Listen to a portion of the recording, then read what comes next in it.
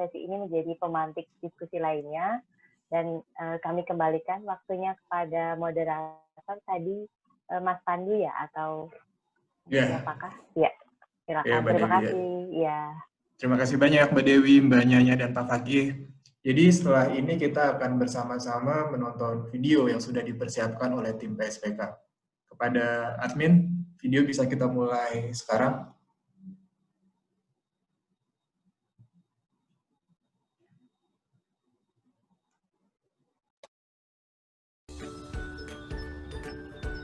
Bayangkan aku adalah seorang anak yang tumbuh di tanah Indonesia.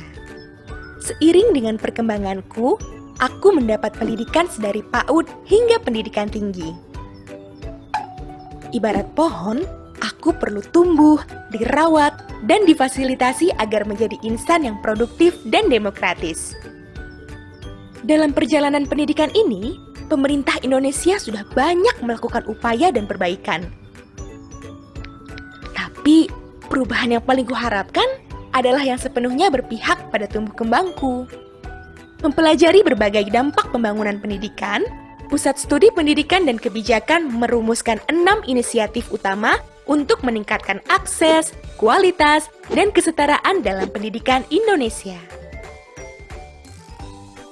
Pertama, aku harus tumbuh di lingkungan yang sehat.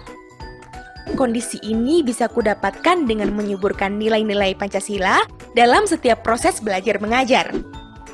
Dengan begitu, aku akan tumbuh menjadi individu yang berkarakter terpuji, yang mengutamakan saling menghormati dalam berinteraksi.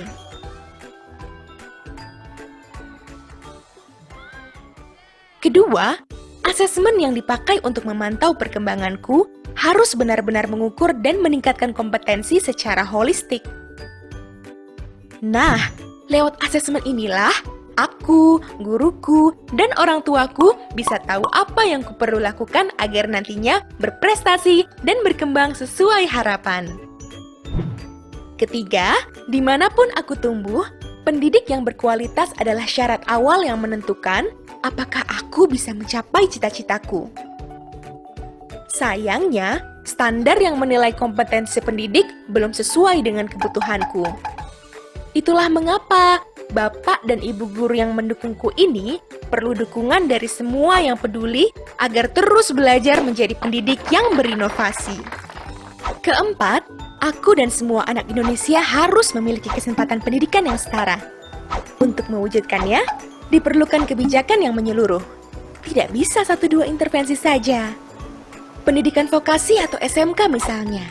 Seringkali proses pembelajarannya tidak sesuai dengan kebutuhan dunia usaha serta industri. Sehingga perlu pembenahan komprehensif, mulai dari jurusan yang sesuai dengan penyesuaian kurikulum yang relevan, hingga penempatan magang di perusahaan. Namun, pembenahan di level SMK saja tidak cukup. Sebab, awal kehidupan yang baik menjadi fondasi kesuksesan mereka di jenjang pendidikan yang lebih tinggi. Hal ini diwujudkan melalui pembenahan jenjang pendidikan anak usia dini. Banyak anak usia dini dari keluarga miskin yang belum mendapat stimulasi lewat pendidikan usia dini. PAUD juga seringkali disalahartikan sebagai belajar baca tulis hitung yang membebani.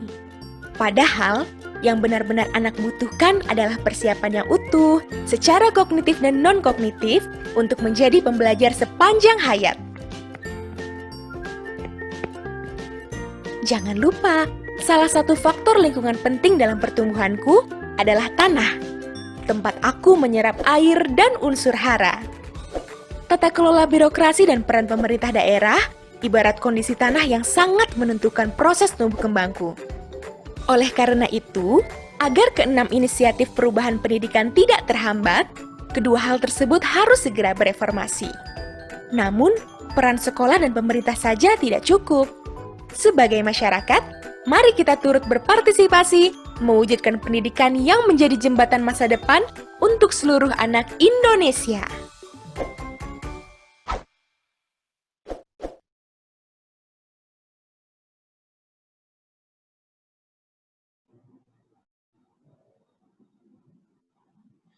Ya, demikian video dari kami.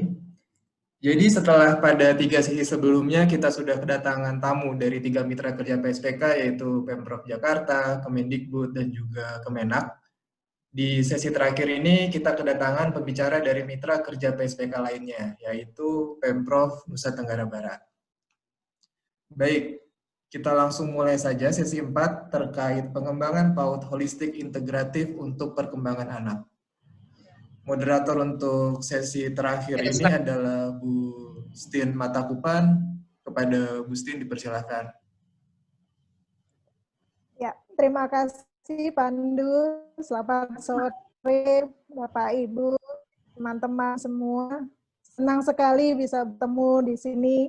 Ini spesial sekali kita sore hari ini karena untuk topik PAUD holistik integratif dan perkembangan anak, kita ada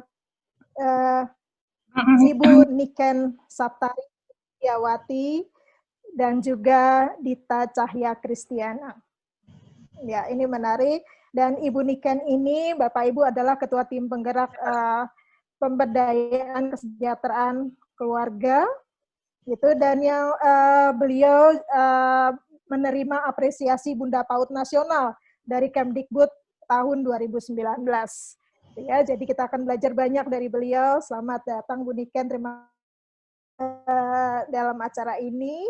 Lalu juga yang kedua ini ada Dita Cahya Kristiana, ini psikolog lulusan Unpad, sudah di PSPK cukup lama ya Dita, dan sempat beberapa bulan ada di Nusa Tenggara Barat untuk mengkaji PAUD holistik integratif dan perkembangan anak ini.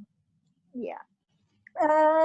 Sebelumnya saya mau tanya dulu ini, apa sih ya PAUD holistik integratif gitu ya, dan kenapa sih sangat penting ya buat kita untuk membahas PAUD, karena orang pikir PAUD itu kan gampang ya, didirikan gampang, tapi kenapa sebenarnya ini adalah hal yang sangat utama. Dan ada patah yang mengatakan it takes a village to raise a child. Nah, di sini kita akan diskusi lebih lanjut. Ya, mungkin dari Ibu Niken atau Dita dulu, kenapa sih kita harus holistik integratif? Iya, Mbak. Jadi kalau ya, selamat sore semuanya. Mohon maaf belum menyapa Bapak Ibu semua yang sudah hadir di sini. Perkenalkan, saya Dita, tadi sudah disebutkan juga sama Mbak Stin. Halo Ibu Niken, selamat sore. Ya, PAUD holistik integratif itu adalah ya, upaya pengembangan anak usia dini yang menyeluruh gitu, yang terintegrasi dan holistik gitu. Jadi semua layanan yang dibutuhkan, layanan esensial anak ini diberikan secara utuh kepada anak. Misalnya mulai dari layanan gizi, kesehatan, pendidikan, pengasuhan, perlindungan, agar tujuannya agar semua aspek perkembangan yang anak itu dapatkan bisa jadi optimal gitu. Kenapa? Karena masa anak usia dini ini adalah masa penting, masa kritis gitu kan, dimana ini adalah fondasi anak untuk melanjutkan kehidupan di berikutnya gitu, di jenjang berikutnya, seperti itu. Ya, terima kasih, Dit. Ya, saya beralih ke Ibu Niken, Bu. Kenapa sih menurut Ibu di Nusa Tenggara Barat ini sangat diperlukan, dan bagaimana sih perwujudan PAUD holistik integratif ini di Nusa Tenggara Barat yang berakhir dengan baik gitu ya, berjalan dengan baik. Ini perlu provinsi lain juga belajar ini nanti. Silakan Ibu Niken. Assalamualaikum warahmatullahi wabarakatuh. Selamat sore, salam sejahtera untuk kita semua. Apa kabar? Saya mohon maaf ini baru bergabung, jadi saya pada kesempatan ini mengucapkan selamat ulang tahun PSPK yang kelima. Semoga makin bermanfaat, makin sukses ke depannya. Terima kasih atas dukungannya pada ditanya tentang PAUD HI ya di Tenggara Barat. Mungkin izin saya mau ada share screen sebentar. Saya. Silakan, Bu. Jadi kami di Nusa Tenggara Barat ini melaksanakan penyelenggaraan PAUD HI itu ada dasar hukumnya juga, Mbak. Jadi memang alhamdulillah Pak Presiden Joko Widodo sejak pelantikannya sudah menekankan pentingnya pendidikan anak usia dini yang berkualitas ya, dan alhamdulillah tentang pelaksanaan atau penyelenggaraan PAUD secara holistik integratif sebenarnya juga sudah dibuat peraturan presidennya nomor 60 tahun 2013 ya. Jadi waktu itu sudah ada sejak tahun 2013 sebenarnya. Jadi ini sudah merupakan peraturan presiden ya, yang kemudian dilanjutkan kalau dalam pelaksanaannya di tingkat provinsi dengan bentuk peraturan gubernur yang sudah ada juga tahun tersebut juga tahun 2013 waktu itu di Nusa Tenggara Barat nomor 23, dan terakhir baru kemarin ini beberapa minggu yang lalu di Nusa Tenggara Barat direvisi karena ada beberapa kesalahan teknis dan nomornya jadi nomor 54 tahun 2020. Jadi kan sudah disampaikan oleh Mbak Dita ya, apa saja gitu ya, mengapa PAUD holistik integratif ini penting ya. Jadi kita melihat memang dalam mengembangkan anak usia dini tidak hanya kita basa-basi saja gitu ya, atau sekedar anak itu sekolah saja, tapi kita ingin semua anak usia dini mendapatkan semua fasilitas, semua stimulasi yang diperlukan, aspek jasmani, rohani, ya semuanya komplit gitu bisa diterima oleh anak, karena kita yakin sekali bahwa anak usia dini merupakan anak-anak yang berada dalam masa perkembangan yang terbaik dalam hidupnya. Sehingga kita investasi di usia tersebut, maka kita sedang membentuk generasi masa depan yang insya Allah luar biasa nanti. Dan untuk itu, untuk PAUD HI ini masih yang ya ini ya. Nah ini. Jadi untuk terlaksananya PAUD HI ada 3 unsur ya. Yang pertama ada pendidikannya, ya seperti yang biasanya diangkut oleh Dinas Pendidikan dan Kebudayaan. Dalam hal ini menjadi kewenangan pendidikan dan kebudayaan di kota kabupaten.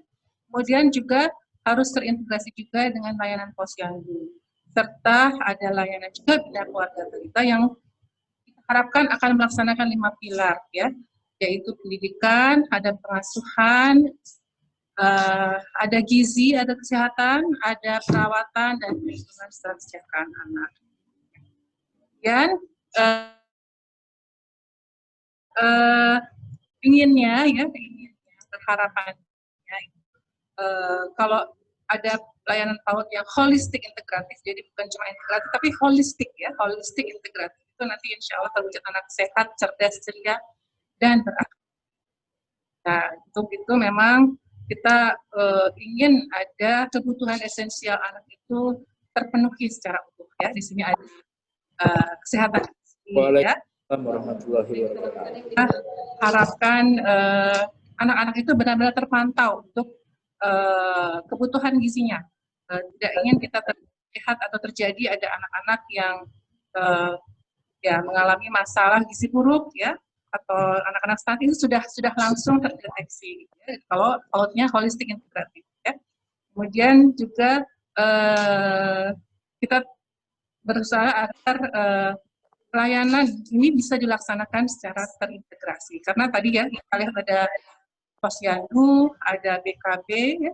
Nah ini tentu saja tidak mungkin kalau satuan PAUD itu menyelenggarakan sendirian ya, pasti kita membutuhkan dukungan dari berbagai pihak ya. Nah dalam hal ini kita melakukan advokasi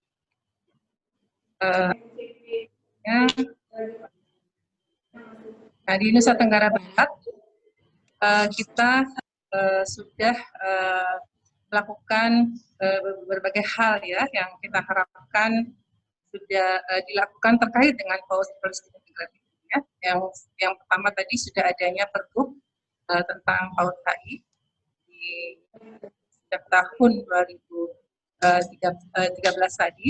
Kemudian juga kita Pergub ini mendukung pembuatan sebuah gugus tugas PAUD HI. Jadi memang untuk bisa melaksanakan PAUD HI ini tidak mungkin kan hanya satuan PAUD sendiri, tetapi harus ada dukungan dari semua OPD gitu ya. Jadi kita mengarahkan agar semua pihak, semua unsur yang ada di pemerintahan itu mendukung supaya bisa terwujud PAUD yang seperti ini. Nah ini dalam bentuk gugus tugas PAUD HI. Jadi ada gugus tugasnya gitu ya Mbak ya. Jadi di gugus tugas ini posisinya ada di provinsi dan juga di kabupaten ya, sampai dengan desa dan kelurahan. Nah, gugus tugas inilah yang nantinya akan bekerja berkoordinasi dalam hal ini untuk mendukung agar PAUD-PAUD itu bisa memiliki layanan yang holistik integratif. Ya. Dan kita juga, saya sebagai Bunda PAUD itu juga membentuk sebuah Pokja, namanya Pokja Bunda PAUD. Nah, Pokja Bunda PAUD ini membantu kegiatan saya sebagai Bunda PAUD untuk mengadvokasi tentang berbagai hal terkait PAUD. Nah, di sini memang kalau kita sekarang sedang konsentrasi mengenai pembuatan PAUD holistik integratif ini. Jadi biasanya kalau timnya ini namanya Pokja Bunda PAUD ya. Nah, ini kita lakukan koordinasi dengan OPD, kita mengontak Bapeda, OPD-OPD yang terkait ya, di sini ada banyak OPD yang terkait, kemudian itu juga sosialisasi advokasi. Kita juga melakukan sosialisasi tentang PAUD HI ini ke Bunda-Bunda PAUD yang ada di kota dan kabupaten. Kita juga membantu Ibu Bunda PAUD kabupaten untuk melakukan sosialisasi sampai ke tingkat kecamatan kemarin ya. Jadi kita memang timnya ini aktif gitu ya, aktif untuk mensosialisasikan, ayo dong Bunda PAUD-nya bekerja gitu ya, ayo dong Bunda PAUD-nya mengadvokasi PAUD HI. Jadi memang ini yang kita lakukan ya, terutama dalam tugas saya sebagai Bunda PAUD. Selanjutnya saya ingin menunjukkan sebuah skema ya, tentang PAUD HI itu sendiri seperti apa ya? Tadi kan sekilas-sekilas ya disampaikan.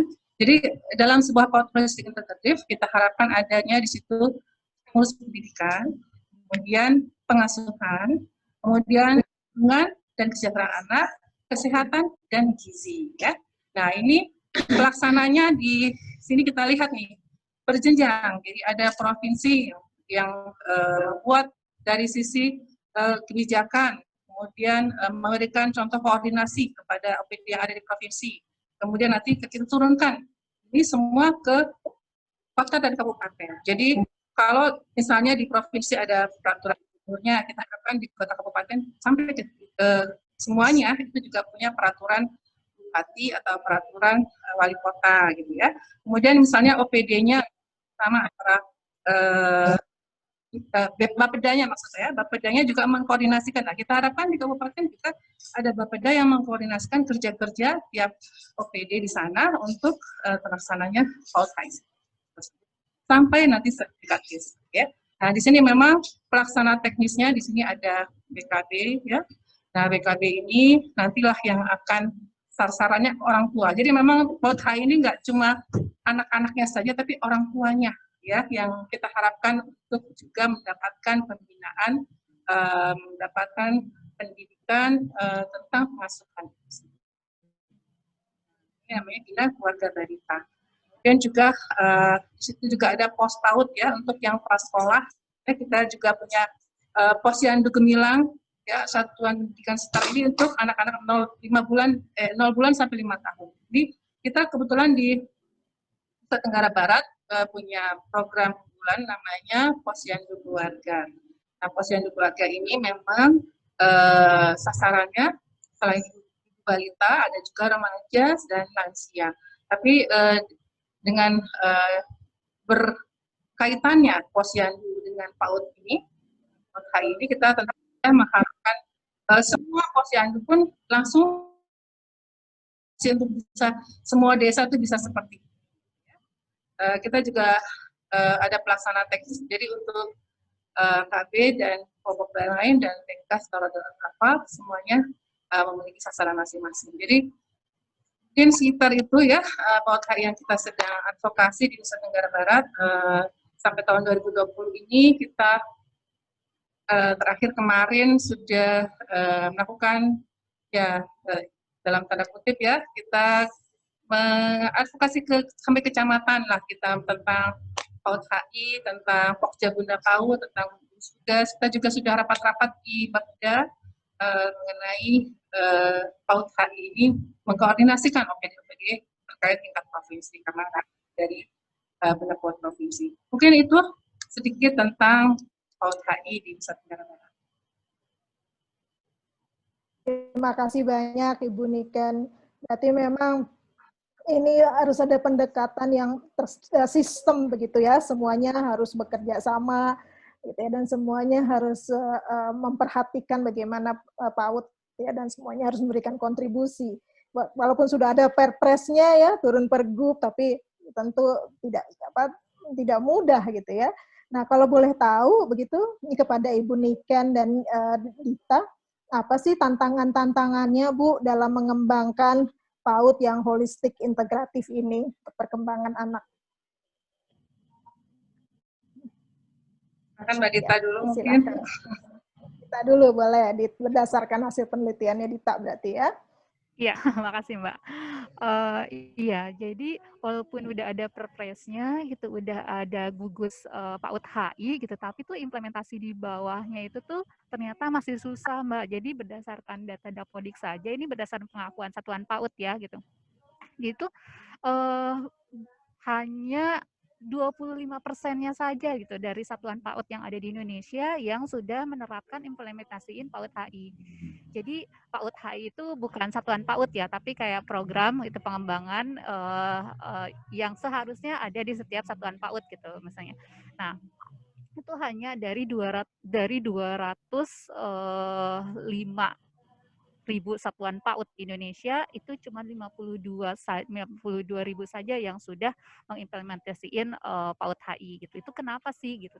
Nah, betul sekali walaupun sudah ada perpresnya, tapi penerjemahan ke praktisnya, ke bawahnya, ke level bawahnya itu tuh itu sulit sekali karena kalau dari di atas tuh kan leading sektornya itu PMK, Bappenas ya gitu kan. Tapi di level desa ini siapa gitu.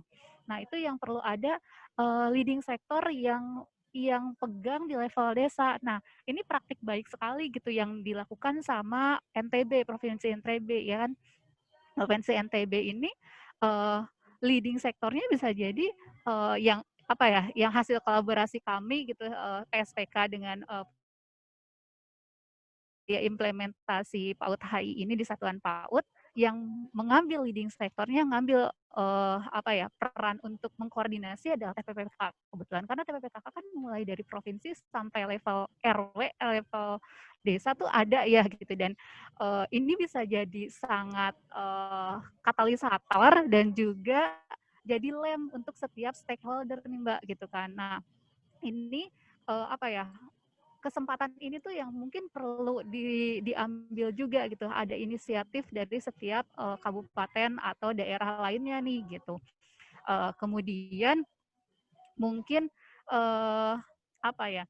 untuk satuan PAUD saja itu masih ada sekitar 27%, belum ada satuan PAUD-nya nih. Desa ada tuh 27% desa yang belum ada satuan PAUD di Indonesia sekarang. Kemudian Posyandu yang aktif juga itu hanya 61%-an, ini berdasarkan data di Kemenkes ya. Jadi itu kan menurut saya pribadi, menurut PSPK itu adalah itu esensial yang paling dasar ya, pendidikan, kesehatan, dan juga pengasuhan nih gitu. At least itu aja dulu gitu. Nah, itu ternyata masih banyak yang masih belum aktif gitu, belum ada di level desa gitu. Kemudian miskonsepsi atau pemahaman mengenai PAUD HI itu sendiri yang utuh itu tuh belum sampai juga gitu. Tadi apa yang dilakukan sama pemerintah NTB sama TPPKK kan itu sosialisasi sampai ke level desa ya mengenai PAUD HI itu gencar sekali. Jadi banyak sekali yang mempersepsi PAUD HI itu adalah satuan PAUD baru gitu, padahal enggak. PAUD HI itu adalah ya integrasi pemberian layanan secara utuh gitu untuk setiap anak usia dini seperti itu. Itu Mbak. Iya, ya. Terima kasih, Dit. Iya, Ibu Niken, silakan Bu, ada yang mau ditambahkan? Ya, tadi Mbak Dita sudah menyebutkan beberapa masalah utama ya yang mungkin sama. Mungkin kalau di Nusa Tenggara Barat, kalau dari angka partisipasi kasar PAUD-nya sebenarnya sudah cukup baik karena alhamdulillah hampir semua desa sekarang sudah ada PAUD. Namun yang menjadi masalah adalah kualitasnya. Bagaimana kualitasnya itu bisa kita tingkatkan karena masih banyak ya yang guru-gurunya pun ya masih jauh dari harapan lah dari standar pendidikannya.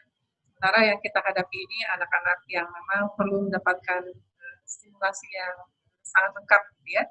Jadi tadi sudah disampaikan juga mengenai tadi memang untuk pertama-tama adalah belum adanya keseragaman pemahaman tentang KUHI itu apa. Jadi memang salah satu program kita sekarang adalah terus menyampaikan sosialisasi kepada di berbagai tingkatan daerah tentang apa KUHI itu. Jadi kita selalu berkoordinasi kami melalui kebetulan alhamdulillah yang namanya Bunda PAUD itu kan juga ketua tim penggerak PKK ya. Jadi ketua tim penggerak ada Bunda PAUD, jadi Bunda PAUD-nya tingkat provinsi, tingkat kecamatan maupun tingkat desa kita sampaikan bahwa mereka lah bunda-bunda yang kalau bisa ayo advokasi, usahakan ada ya yang namanya KUHI di desa ibu-ibu. Dan salah satu ya mungkin harapan kami di Nusa Tenggara Barat minimal satu desa ada satu KUHI. Harapannya ya kita sedang usahakan hal itu.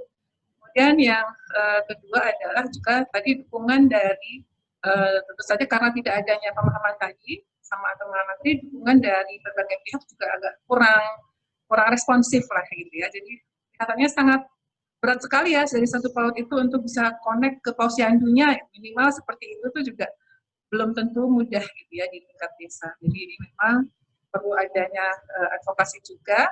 Karena itu kami di Provinsi Nusa Tenggara Barat berusaha juga melakukan approach-nya dari sisi regulasi tadi, dari sisi kita buat peraturan gubernur, kita harapkan ada peraturan kabupaten dan wali kota yang mengarah ke KUHI ini. Dan alhamdulillah sih kita sudah ya, kita terus pantau nih perkembangan dari kabupaten dan kota di mereka sudah sampai di mana untuk advokasi KUHI ini. Jadi kita kawal terus, mudah-mudahan tahun 2021 ini semuanya sudah punya gugus tugasnya, semua sudah punya perbubnya, semua sudah punya Pokja Bunda PAUD-nya minimal 3 kabupaten. Setelah itu mereka bisa minta untuk melanjutkan ke kecamatan sampai desa. Jadi artinya kalau sudah ada dasar hukumnya, mudah-mudahan kepala desa itu dan Bunda PAUD desa itu lebih perhatian, lebih merasa harus loh ini tugas kita gitu, karena sudah ada dasar hukum yang meminta mereka dan melindungi mereka untuk melaksanakan tugas ke PAUD, jaga menjadi PAUD terus.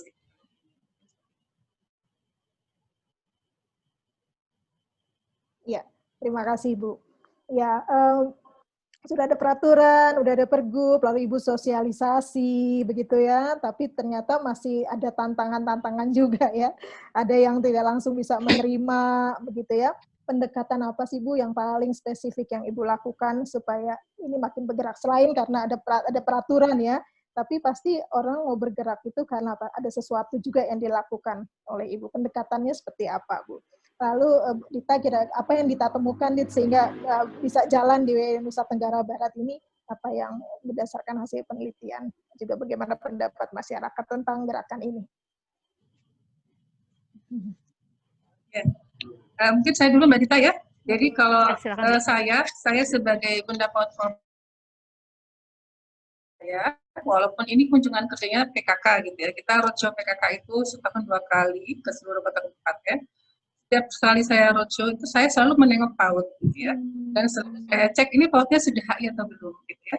Jadi memang perhatian kita terhadap PAUD itu harus konsisten dan juga harus jangan bosan-bosan untuk kita dalam berbagai media atau dalam berbagai situasi atau dalam berbagai kesempatan itu kita menyebutkan tentang pentingnya PAUD holistik integratif. Jadi itu menjadi suatu hal yang yang menjadi mungkin mereka akan bertanya apakah itu, kemudian nanti cari tahu dan mungkin mudah-mudahan bisa sama-sama mendukung karena yang kita lakukan ini benar-benar penting untuk kita ke depan. Mungkin itu sekedar kiat aja yang saya lakukan bersama teman-teman. Silakan Mbak Dita. Jadi ada perhatian, ada perhatiannya langsung dan Ibu datang memberikan penguatan gitu ya. Oke, ya silakan Dit. Iya. Mungkin salah satu insight dari kolaborasi kami gitu kan PSPK dengan NTB itu tuh penting sekali ada yang jadi mentor atau katalisator di sana gitu, yang misalnya yang mendampingi. Jadi antara ini yang perlu sejalan tuh antara satuan PAUD dulu gitu. Jadi waktu itu kita ngambilnya kan satuan PAUD, jadi dari sudut pandang satuan PAUD bagaimana mengkoneksikan dengan layanan lainnya gitu kan, agar si anak itu minimal pengasuhannya sejalan dengan apa yang diajarkan dengan di sekolah atau di PAUD, kemudian orang tuanya juga teredukasi gitu, kemudian teredukasinya dengan bisa membantu gitu, menstimulasi, memberikan quality time, kemudian memberikan makanan-makanan yang sehat seperti itu. Nah, insight yang kami dapat tuh itu, ternyata tuh setelah peningkatan kapasitas tuh nggak bisa dibiarin sendiri, Mbak. Jadi memang harus ada yang menemani gitu, menemani terus, mendampingi gitu. Kemudian ya ternyata tuh di lapangan nggak seideal itu. Jadi tuh ada satu desa di mana ya? Saya lupa. Nah, desa itu tuh ternyata belum ada posyandunya. Nah, TPPKK ini tuh mendorong untuk ada posyandu dan juga BKB di situ. Nah, selagi belum ada nih satuan PAUD ini tuh dia inisiatif bersama si mentornya gitu. Gimana nih biar posyandu ada. Jadi mereka memanggil bidan terdekat nih untuk melakukan pengecekan berat badan, pengecekan kesehatan anak-anak. Nah, itu kan kelihatan bahwa walaupun belum ada, tapi fokusnya itu bagaimana bagaimana pemenuhan layanan kesehatan untuk anak kan gitu kan, keberpihakannya pada anak, seperti itu sih Mbak. Kemudian juga sebenarnya tuh ya memang gitu kan, mulai dari atas udah sampai ke bawahnya gitu, ada will-nya bagaimana semua elemen ini terpenuhi untuk anak. Itu kemudian tuh untuk peningkatan kapasitas juga mungkin perlu disesuaikan dengan konteks. Jadi perlu tahu nih level gurunya ada di mana gitu, level pendidikan orang tuanya juga di mana. Jadi insight yang kami dapatkan ketika memberikan intervensi di NTB itu tuh jadi mengecek dulu, oh ternyata tingkat literasinya guru tuh masih sekian gitu, masih begini gitu. Jadinya tuh dimulai dari hal yang dasar dulu, kemudian memberikan kepercayaan diri agar guru ini berhasil gitu, kemudian mencoba lagi gitu, seperti itu sih. Kemudian mendorong untuk adanya komunitas belajar, jadi kita mendorong untuk jadi guru-guru yang ditingkatkan kapasitasnya itu tuh mereka setiap 1 bulan sekali tuh saling sharing. Orang tua juga sama. Jadi orang tua tuh program parenting itu bukan memanggil orang luar gitu untuk memberikan materi-materi parenting, tapi mereka saling cerita permasalahan yang dihadapi dengan anaknya, kemudian saling berbagi. Jadi orang tua menjadi guru, menjadi pembagi untuk orang tua lainnya. Itu tuh karena apalagi desa mungkin ya, untuk yang dapat ahli parenting itu mungkin agak susah tuh didapetin, dan ada juga gitu mentor yang inisiatif ketika memang ini butuh materi baru nih gitu, gimana caranya. Nah, ada inisiatif yang ngundang KUA gitu, karena KUA ada pendidikan keluarga. Ternyata itu tuh hal-hal menarik di lapangan itu tuh bisa secair itu. Yang penting ada will-nya, dan memang perlu jelas ke bawah nih perannya setiap elemen environment itu apa gitu? Ya, tapi boleh nambahkan ya tadi. Pertama-tama saya juga ingin menggarisbawahi terima kasih sekali untuk PSDK kita intervensi 50 tahun yang berada di daerah 3T, dan di situ terlihat sekali permasalahan yang sebenarnya ada di masyarakat di tingkat desa yang belum semuanya memiliki fasilitas yang lengkap. Dan apa yang sudah dilakukan PSPK memang cukup komprehensif ya, kita mulai dari pre-test ya sampai post-testnya, jadi kelihatan intervensi ini efeknya apa. Kemudian juga kita belajar dari PSPK tentang apa yang sudah dilakukan. Kita berusaha melanjutkan tuh ya Mbak Dita waktu itu, apa yang sudah dilakukan PSPK dari tim PKK Provinsi. Kita harapannya kita bisa melatih tim penggerak PKK desa untuk bisa jadi mentor gitu ya. Jadi kita kan tidak ingin itu terputus, jadi kita harapannya bisa dilanjutkan jadwalnya yang memang bertugas untuk mengampu PAUD untuk melakukan hal ini. Kita sudah melakukan beberapa kali pelatihan, kami mengundang PKK Kabupaten dan langsung juga desa-desa yang waktu itu sudah dilatih gitu ya.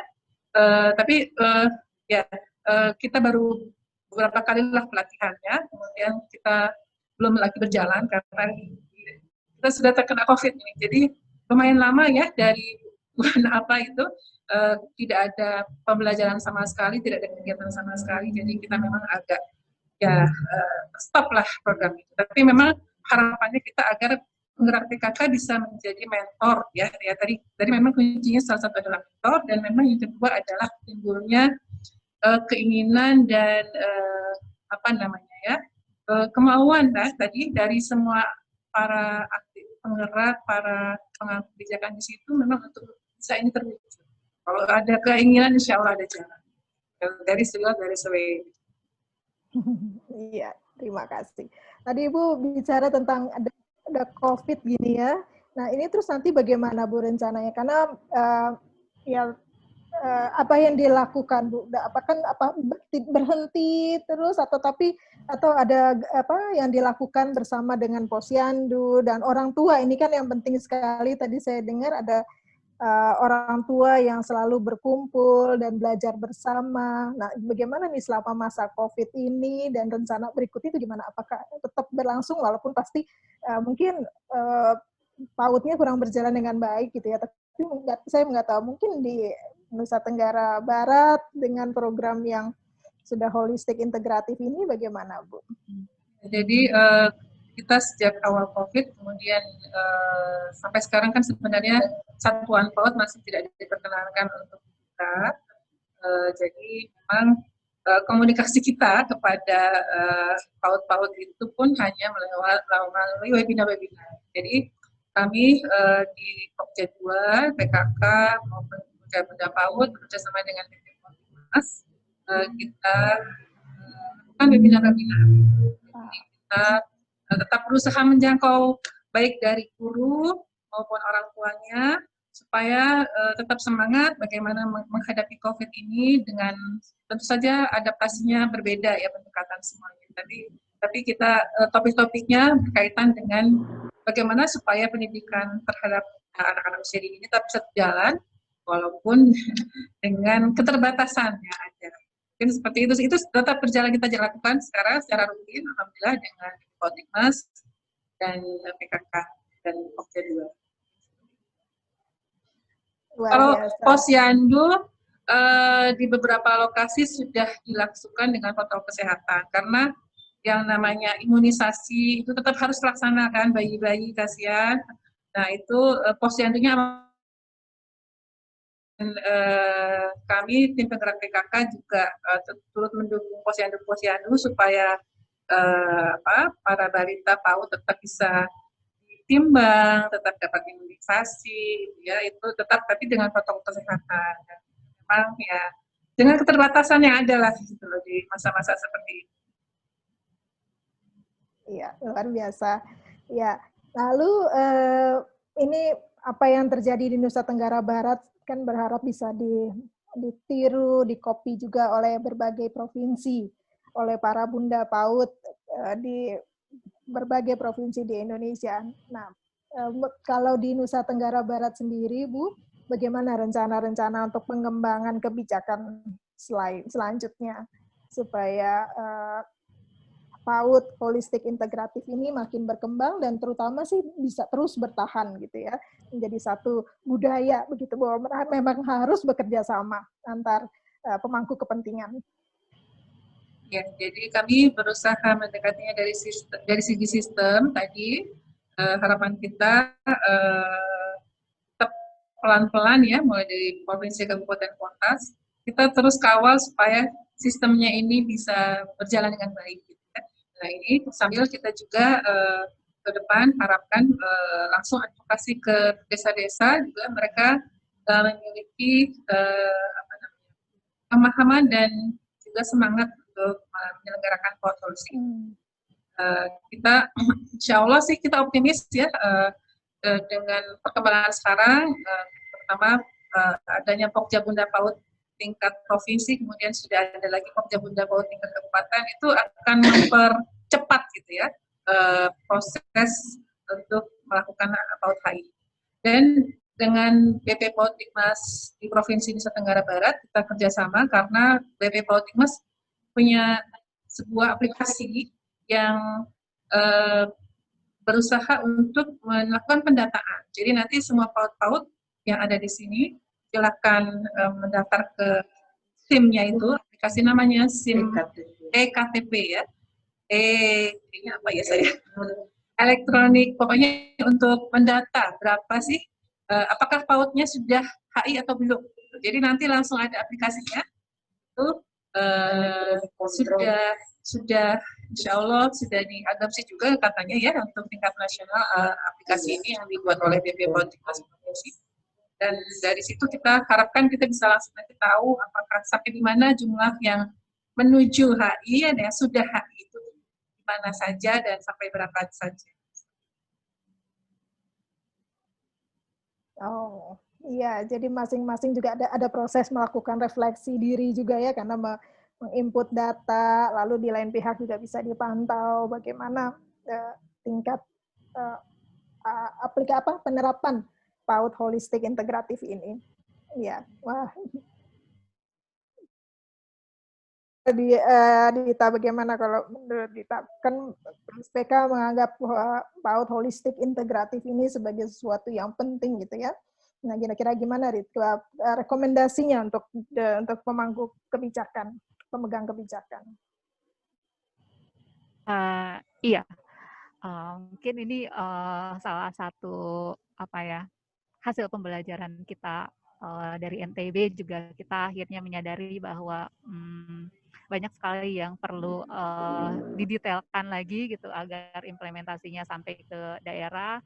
Dan pembelajaran dari NTB ini tuh jadi masukan sekali untuk PSPK mendorong pemerintah pusat untuk membuat peta jalan saat itu Mbak, gitu, peta jalan agar ada gitu alurnya seperti apa dan ada keberpihakan anggaran terhadap anak usia dini ini juga gitu. Kemudian rekomendasi kita juga perlu adanya campaign sih mungkin ya, campaign yang cukup masif gitu mengenai pemahaman kesiapan sekolah atau kesiapan belajar secara utuh dan pemahaman apa sih itu namanya PAUD HI gitu. PAUD HI bukan satuan PAUD baru tetapi layanan yang terintegrasi seperti itu. Kemudian ya tadi peningkatan kapasitas tuh bukan hanya guru tapi juga perlu juga bagaimana guru itu bukan jadi guru untuk orang tua ya, tapi bagaimana guru ini bisa merangkul melibatkan orang tua gitu untuk menstimulasi anak. Kemudian nah itu perlu koordinasi dan juga pembahasan bersama gitu sampai di level bawah itu berdasarkan kebutuhan. Misalnya tuh seperti harus ada detail gitu, ada alurnya. Ketika misalnya di satuan PAUD itu ada anak yang kekurangan gizi, misalnya status gizinya kurang, terus ini bagaimana nih? Jadi itu memang harus duduk tadi yang mungkin ada gugus PAUD sampai level desa itu, dan ada yang ngelem, ada yang jadi katalisatornya di situ, ada yang ngambil peran untuk koordinator, mungkin seperti itu sih Mbak. Iya, iya. Jadi di setiap desa itu harus ada yang menjadi motornya ya, jadi katalisator yang jadi bergerak mengumpulkan data, update data, begitu ya. Iya. Tapi kenapa ya Bu, kalau apa sih tantangan yang terbesar bagi provinsi-provinsi umumnya gitu ya menurut Ibu yang sehingga PAUD holistik integratif ini kok jadi susah ya? Enggak semua. Tadi Dita bilang datanya kecil sekali ini kan. Ternyata cuma 25% ya, Dit ya. Iya, karena harus bekerja secara sistem gitu ya, Bu. Tapi sebenarnya ya oke, sistem apa ya, ada hati, ada orang yang mau semuanya mau bekerja sama. Itu memang, tapi mempertahankannya juga akan jadi sulit gitu ya. Iya.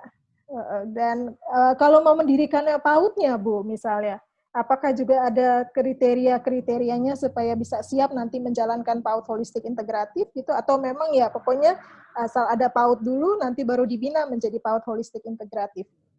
Itu bagaimana, Bu, kalau untuk, karena banyak sekali kan anak-anak kita yang masih belum masuk ke PAUD gitu. Terkait hal ini bagaimana kalau di NTB dan menurut kita? Ya, kalau untuk apa tadi PAUD yang sudah ada, sebenarnya kalau di Nusa Tenggara Barat itu bahkan kita ada satu kabupaten yang jumlahnya banyak sekali, satu desa itu sampai ada 5 gitu ya, satu desa ada 5 PAUD di kabupaten. Jadi masalahnya adalah bagaimana membuat PAUD ini holistik, karena kita ingin yang menyeluruhkan ya anak-anak PAUD ini ya. Tapi masalahnya adalah memang ya tentang konsep holistik integratif ini sendiri memang mungkin belum cukup dipahami oleh para bunda PAUD dan para pemangku pendidikan ya. Jadi selama ini mungkin kalau diserahkan ke dinas ya dinas pendidikan tahunya tentang pendidikan saja gitu, aspek pendidikannya gitu. Kalau untuk kesehatan, dinas kesehatan tahunya tentang ya posyandu saja gitu ya. Kalau dinas yang lain tahunya tentang hal-hal yang dinas pemberdayaan perempuan tahunya tentang perlindungan anak saja gitu ya. Jadi ini kalau kita mau holistik integratif, kita tentu saja tidak bisa menyerahkan pada dinas-dinas itu, perlu ada tadi orang-orang yang memang para pemimpinnya ya dalam hal ini. Kalau di tingkat provinsi kita harapkan ya Bunda PAUD bersama-sama dengan Bapeda ya mengajak semua dinas ini untuk ayo sama-sama yang kita mau bentuk ini holistik integratif, yang artinya semuanya harus bersama-sama ya. Jadi ya memang itulah ya selama ini mungkin konsep haknya ini, hak holistik integratif ini belum cukup ya dipahami gitu ya oleh para bunda PAUD, para kepala Bapeda mungkin atau pemerintahannya.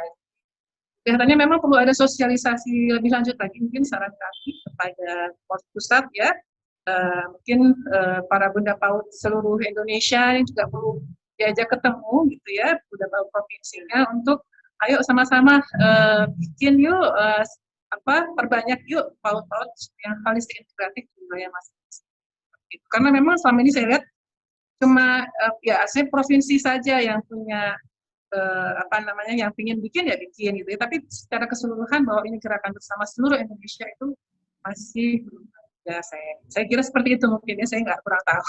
Mungkin PSPK bisa kasih saran ke Mendikbud nih ya, karena ya itu kalau kita serahkan ke kementerian kan sendiri-sendiri mengajak mengikat semuanya supaya ini jadi gerakan bersama. Dan juga tentang where there is a will, there is a way gitu ya. Kalau ada keinginan pasti ada jalan. Jadi kalau memang sudah ada pengetahuan tadi, keinginan tadi, insya Allah akan ditemukan jalannya.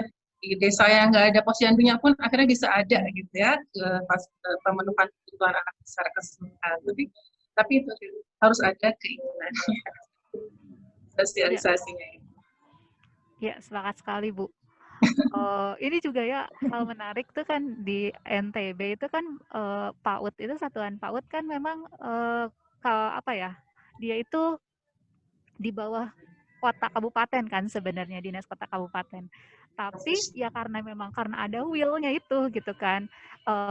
Jadi intervensi itu kebetulan memang didanai sama Pemprov gitu gimana. Nah, melalui dinas PMPD ya Bu ya, yang di desa itu ya Bu, pembinaan desa ya. Kemudian dari desa itu eksekutornya melalui hibah ke TPPKK. Jadi memang betul sekali sama Ibu, sepakat sekali sama Ibu gitu kan. Ketika memang ada jalan walaupun bukan kekuasaannya gitu kan, PAUD itu kan satuan PAUD bukan intervensinya provinsi ya, itu adalah kabupaten kota gitu. Tapi kalau misalnya memang ada will tuh ya selalu ada jalan sih, memang betul gitu. Jadi kebetulannya juga tuh di NTB tuh provinsi juga membagi ini ya, intervensi untuk daerah tertinggal, daerah termiskin ya Bu, atau apa ya? Nah itu betul.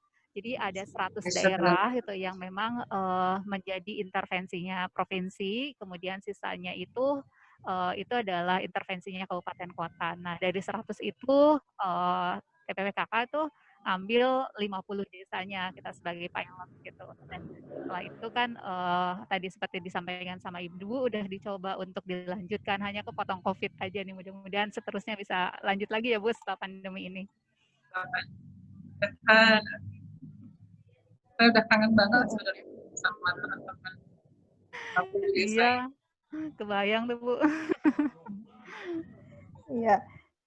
Ini kan menarik ya, Ibu bilang tadi, when there is a will, there is a way. Nah, menemukan partner, orang-orang yang punya willingness yang kuat gitu ya, itu kan jadi satu tantangan ya, Bu. Ada tips kah buat para Bunda PAUD dan untuk kita semua nih, penggiat-penggiat pendidikan yang punya perhatian juga pada PAUD, itu gimana Bu tipsnya? Dan juga teman-teman, Bapak Ibu yang ingin mengajukan pertanyaan, silakan, kita masih ada waktu sedikit ini untuk bila ada yang mau bertanya boleh ditulis. Ya, silahkan Bu. Ya, jadi kita merasakan sendiri ya ini tentang menemukan orang-orang yang punya semangat yang sama ya mengangkat PAUD. Kalau di provinsi ini kita terus-terusan aja lah kita pantang menyerah. Jadi OPD kita nggak henti-hentinya gedor Bapeda lah seperti itu kalau kita di tingkat provinsi. Untuk kota kabupaten, saya melalui Bunda PAUD-nya tentu saja. Kita secara personal kan karena banyak hubungan kerjasama PKK, ya kita sering-sering untuk ya tadi menyampaikan bahwa PAUD itu tanggung jawab kita juga sebagai Bunda PAUD, dan kita harapannya adalah mengarahkan ini semua ke policy. Itu kalau kami ke kabupaten dan kota. Tapi di tingkat provinsi sendiri, kita sendiri melihat banyak sekali para pegiat PAUD, para pemerhati, para pendidik yang semuanya punya perhatian yang sama, dan ingin juga PAUD kita ini PAUD yang berkualitas. Tapi juga harus pintar-pintarnya kita ajak mereka dirangkul, ayo ikut bisa jadi fasilitator atau dalam berbagai hal. Iya, terima kasih. Dita, ada mungkin dari pengalaman waktu melakukan penelitian di sana, mengembangkan, bekerja sama dengan pemerintah gitu, tips-tipsnya Dita apa, Dit? Waktu itu bekerja sama dengan masyarakat, dengan budaya yang berbeda tentunya kan ya, gimana, Dit? Ya itu mungkin nyari orang yang vokalnya gitu ya di daerah tersebut, di desa tersebut gitu, siapa yang bisa apa yang pertemukan dan juga bisa mendorong kepala desa, kemudian guru-gurunya, orang tua, masyarakat di sana gitu sebagai itu. Itu harus ada orangnya dulu gitu yang kita temuin, yang punya pemahaman yang sama, yang punya visi yang sama gitu, yang punya growth mindset sih mungkin ya, yang mau belajar bersama. Karena ya itu mungkin apalagi kalau daerah baru gitu kan, mencoba intervensi yang baru tuh kita nggak tahu nih keberhasilannya, tetapi kalau ada optimistik untuk berhasil, untuk maju bareng, untuk fokus gimana caranya agar anak-anak ini terpenuhi layanannya gitu kan. Nah, itulah yang memudahkan sih. Iya. Iya, universe conspire gitu ya, kalau kita ada hati, ada niat gitu ya. Oke. Ya, ini kita sebentar lagi akan selesai. Apakah ada pesan-pesan, statement penutup gitu dari Ibu Niken maupun Dita untuk sesi kita dan pada semua peserta di sini? Ya, pertama-tama saya ingin ucapkan terima kasih ke PSBK, Mbak Najila. Terima kasih dulu kerjasama yang baik. Kami saja juga banyak belajar dari apa yang dilakukan terhadap intervensi kita, dan itu menjadi contoh kami kembangkan selanjutnya sistem di Nusa Tenggara Barat.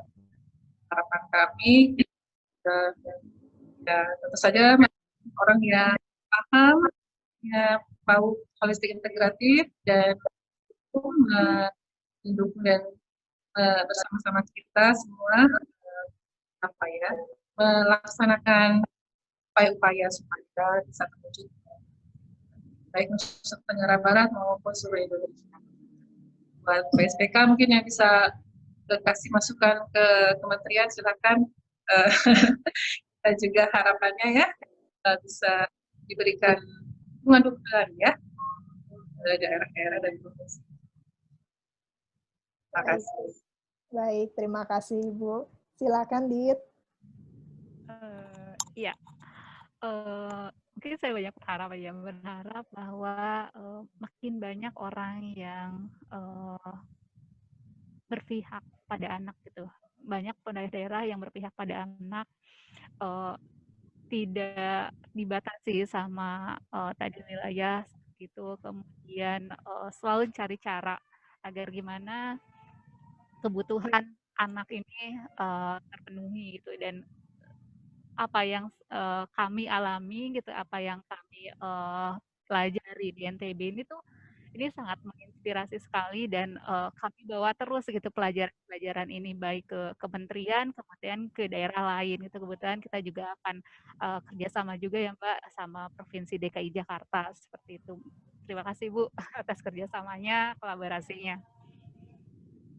Iya, jadi peneliti di PSPK ini bukan hanya mengumpulkan data gitu ya, dia menganalisa data, tapi belajar budaya, bersosialisasi, dan juga untuk membangun kebijakan-kebijakan. Ibu Niken, terima kasih banyak di tengah kesibukan Ibu menyempatkan waktu untuk berbagi dalam beranda PSPK ini. Terima kasih banyak. Begitu juga untuk Dita, di tengah kesibukan masih sempat untuk menyempatkan untuk berbagi ya pengalaman baik di NTB.